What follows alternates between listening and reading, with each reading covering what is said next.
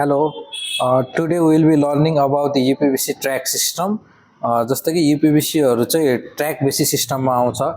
fix track अनि केसमेट window 2 track 2.5 track 3 track अनि त्यसपछि यसको फङ्सन फिचर्सहरू चाहिँ सबै चाहिँ हामीले टेक्निकली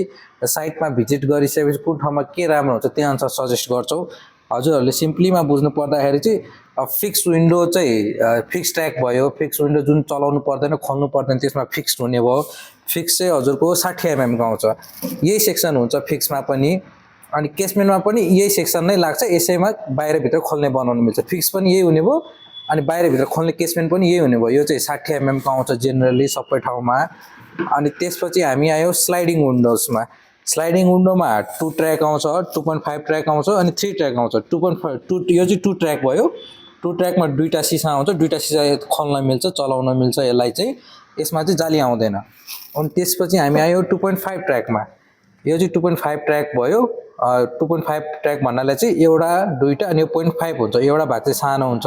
यसमा चाहिँ तपाईले जाली पाउनुहुन्छ तर जालीमा लक हुँदैन अनि त्यसपछि 3 ट्र्याक आयो 3 ट्र्याकमा चाहिँ तपाईको जालीमा पनि हामीले लक गर्न सक्छौं अनि 2.5 ट्र्याकमा जालीमा लक हुँदैन भने 3 ट्र्याकमा चाहिँ जालीमा लक हुन्छ अनि 3 ट्र्याकमा चाहिँ डबल फलाम हाल्न मिल्छ यो भित्र डबल रेन्फोर्समेन्ट हाल्न मिल्छ सानो झ्याल 5x5 को छ भने चाहिँ 2.5 हाल्दा नि हुन्छ हामीलाई अनि त्यो भन्दा ठुलो झ्यालहरु छ भने हामीले 3 ट्र्याक सजेस्ट गर्छौं स्लाइडिङ डोरहरुलाई चाहिँ सबैमा 3 ट्र्याक नै हाल्नु पर्छ मिनिमम पनि 109 भन्दा माथि हाल्नु पर्छ